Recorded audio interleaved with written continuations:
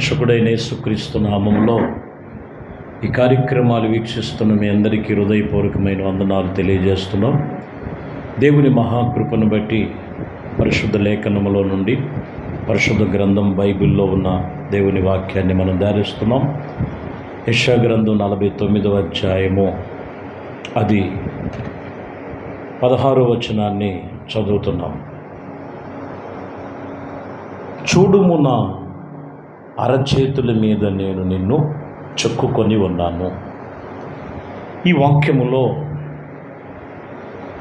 నా అరచేతుల మీద నిన్ను చెక్కుకొని ఉన్నాను.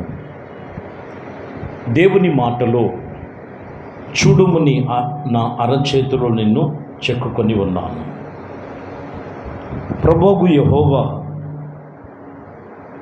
ప్రాకారములు నియమించి నీ ఎదుట నున్నవని ప్రభు చెప్తూ, నేను నిన్ను చెక్కుకొని ఉన్నాను. ప్రతి ఒక్కరు మనము ఆయన చేతిలో ఉన్నాం. మనము ఆయన చేతిలో ఉండాలి. ఆయన నిన్ను చెక్కుకొని ఉన్నారు. సామెతల గ్రంథములో 8వ అధ్యాయము 30వ వచనములో, నేను ఆయన యొద్ద ప్రధాన శిల్పినై అనుదినము సంతోషించుచు నిత్యము ఆయన సన్నిధిని ఆనందించుచున్నట్లును. ఇక్కడ గమనిస్తే యేసుక్రీస్తు ఏమై ఉన్నారంటే ఆయన ప్రధాన శిల్పి అయి ఉన్నారు. ప్రధాన శిల్పి అయి ఆయన చేతిలో ప్రతి ఒక్కరిని చెక్కుకొని ఉన్నారు. ఈరోజు ఆయన చేతిలో చెక్కుకొని ఉన్నటువంటి అనుభవాలలో యేసు ప్రభువారే ప్రధాన శిల్పిగా మనకు వాక్యము ద్వారా ప్రత్యక్షమై ఆయన మనల్ని చూసి రోజు ఆనందించేవారముగా ఉన్నామా? ఆనందదాయకముగా ఉన్నామా? దేవునికి, దేవుడు చెప్పిన మాటలకి, దేవుడు చేయమన్న పనులకి విరోధముగా చేసి దుఃఖమును, వేదనను రోధిస్తున్నటువంటి పరిస్థితుల్లో దిగజారిపోతున్నారు. దేవుడే చెబుతున్నటువంటి విషయములో, చూడుము, నా అరచేతిలో నేను నిన్ను చెక్కుకొని ఉన్నాను. ఆయనే ప్రధాన శిల్పి అయి ఉన్నారు. ఆ శిల్పి చేతిలో మనము శిలవలే, ఒక రాయి బండవలే ఉన్నప్పుడు లోకములో ఉండగా చక్కగా చెక్కి ఆయన చేతిలో మనల్ని అమర్చుకొని ఉన్నారని వాక్యం ఇక్కడ చెబుతున్నమాట. యెషయా గ్రంథములోని 49వ అధ్యాయం 14వ వచనములో, అయితే సియోను, యెహోవా నిన్ను విడిచిపెట్టి ఉన్నాడని, ప్రభు నిన్ను మరిచి ఉన్నాడని అనుకొనుచున్నావు. చూడండి, కొందరు ఇక్కడ యెహోవా నిన్ను విడిచిపెట్టి ఉన్నాడు, మరిచిపోయి ఉన్నాడు అని నువ్వు అనుకుంటున్నావు. 15లోకి వచ్చేళ్ళకి, స్త్రీ తన గర్భములో పుట్టిన బిడ్డను కరుణింపకుండా తన చంటి పిల్లను మరిచిపోవున వారు ఒకవేళ మరుచుదరేమో కానీ నేను నిన్ను ఎన్నడూ మర్చిపోలేను. సియోను, నిన్ను విడిచిపెట్టారేమో, నిన్ను మరిచిపోయారేమో అని అనుకుంటున్నారు. కానీ ఇదిగో స్త్రీ కడుపున పుట్టినటువంటి బిడ్డను మరుచునేమో కానీ నేను నిన్ను మరువను. వాస్తవానికి దేవుడు చెప్పినటువంటి నియమ నిబంధనలు చాలాసార్లు మర్చిపోతుంటారు, మర్చిపోయినట్లుగా ప్రవర్తిస్తుంటారు. దేవుడి సన్నిధికి ప్రార్థన సన్నిధిలో ఆత్మీయతలో నడుచుకునే విషయంలో, అరే ఈరోజు ఆదివారమా అనే కూడా కొంతమంది వాళ్ళకు గుర్తు లేకుండా ప్రవర్తించే వాళ్ళు కూడా ఉన్నారు.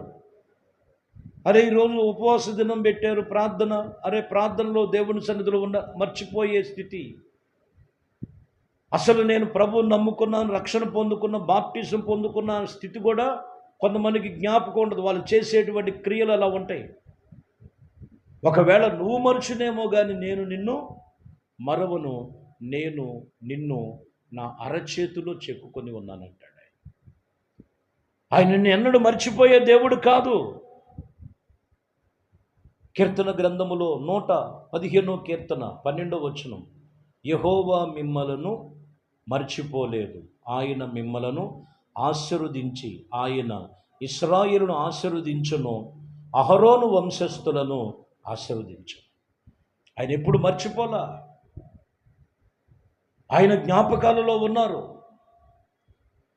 ఆయన జ్ఞాపకాలలో ఉండాలంటే నీ భక్తి జీవితం, ప్రార్థన జీవితం, ఆత్మీయ జీవితం పరిపూర్ణతగా, పరిపక్వముగా, పరిశుద్ధముగా దేవునితో నిబంధన కలిగి నువ్వు నడుచుకున్నప్పుడు ఇశ్రాయేలును ఆశీర్వదించాడు, అహరోను వంశస్థులను ఆశీర్వదించాడు. ఆయన వెంబడిస్తున్న నిన్ను ఆశీర్వదిస్తాడు. ఆయన చెప్పినది నడుచుకునే విషయంలో నిన్ను ఆశీర్వదించగలిగిన సమర్థుడు, శక్తి కలిగిన దేవుడు ఆయన. ఆయనతో, నీతో, నీవు ఆయనతో ఒక నిబంధన ఉంది. అది మర్చిపోయేవేమో, గుర్తుంచుకో.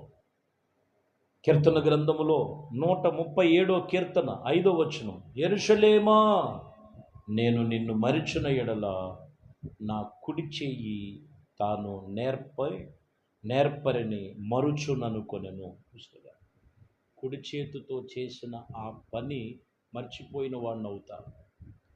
యెరూషలేమా, సంగమా, నేను నిన్ను మర్చిపోను. నేను మర్చిపోయినట్లయితే నా కుడి చేయి యొక్క నేర్పరిని నేను మర్చిపోయిన వాడిని అవుతాను. ఆయన ఎన్నడూ మర్చిపోయే దేవుడు కాదండి. ఆయన ఎప్పుడు నిన్ను మర్చిపోడు. ఆయన నిన్ను ఎప్పుడు ఎప్పుడు ఎప్పుడు ఎప్పుడు కూడా కన్ను పాప వలె కాపాడుతున్న దేవుడు. దేవుణ్ణి ఎక్కడ మర్చిపోతున్నావు? దేవుణ్ణి ఎక్కడ విడిచిపెట్టావు? దేవునికి ఎక్కడ దూరానున్నావు?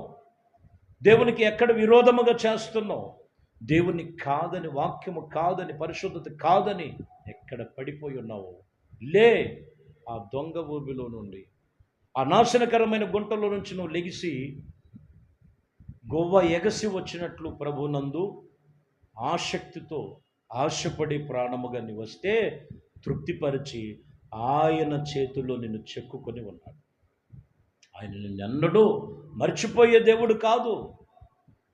యెషయా గ్రంథము 44:21 మీరు చదివితే, యాకోబు, ఇశ్రాయేలీయులు వీటిని జ్ఞాపకము చేసుకొనుము, నీవు నా సేవకుడవు, నేను నిన్ను నిర్మించితిని, ఇశ్రాయేలీయులు నీవు నాకు సేవకుడుగా ఉండు, నేను నిన్ను మర్చిపోజాలను. ఓ క్రైస్తవ సమాజమా, దేవుని సన్నిధిలో మాటలు విను, జ్ఞాన వివేకముగా నువ్వు నడుచుకో. ఆయన అప్పగించినటువంటి ఆత్మీయ జీవితాన్ని చాలా జాగ్రత్తగా నువ్వు కాపాడుకోగలిగితే నేను నిన్ను మర్చిపోజాలను. ఎక్కడ మర్చిపోడు. భక్తిని మర్చిపోయి, విశ్వాసాన్ని మర్చిపోయి, ప్రార్థన మర్చిపోయి, సంఘాన్ని మర్చిపోయి, సేవకులను దూషించి, అంచి దినములలో అపాయకరమైన కాలములు ఒకటి వస్తున్నాయి. మనుషులు స్వార్థప్రియులు, బింకములాడువారు, సజ్జన దేశులు, కోరులు, గర్వాంధులు, దేవుని కంటే సుఖానుభవాన్ని ఎక్కువగా ప్రేమించువారు, పైకి భక్తి గలవారుగా కనిపిస్తూ దేవుని శక్తిని పొందుకోలేని వారై సేవకులను దూషించి, సంఘాన్ని దూషించి, ఆత్మీయతను దూరపరుచుకొని దేవుని మరచిపోయేవారులారా, యోచించండి, యోచించండి. ఆయన అరచేతుల్లో నిన్ను చెక్కి ఉన్నాడు. ఆయన నిన్ను ఎన్నడూ మర్చిపోలేదు, మర్చిపోయే జాలేవాడు కాదాయన.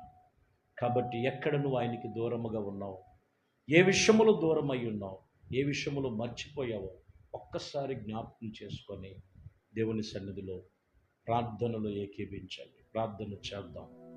మహాపరిశుద్ధుడా, ప్రేమ కలిగిన తండ్రి, దయగలిగిన మా ప్రభువా, విశేషమైన పరిశుద్ధ నామమును బట్టి మీకు స్తోత్రాలు చెల్లిస్తూ, నీ కృప, దయ, సంకల్పమును బట్టి చూడుమున్న అరచేతులు చెక్కుకొని ఉన్నాం అయ్యా. మేము మీ చేతులు చెక్కబడిన వారముగా, మీరు సన్నిధిలో ఏర్పరచబడిన వారముగా, మీ జ్ఞాపకాలలో నిలిచేవారముగా, ఈ సన్నిధిలో జాగ్రత్తగా నడుచుకునేవారుగా ప్రతి ఒక్క ఒక్కరిని మీ చేతులకు అప్పగిస్తూ, ఎక్కడ మర్చిపోయారు, ఎక్కడ ప్రార్థన మర్చిపోయారు, సంఘాన్ని మర్చిపోతున్నారు, భయభక్తులతో మీ సన్నిధిలో జాగ్రత్తగా ఆత్మీయతను కొనసాగించేటువంటి ధన్యతలోనికి నడిపించమని మహిమ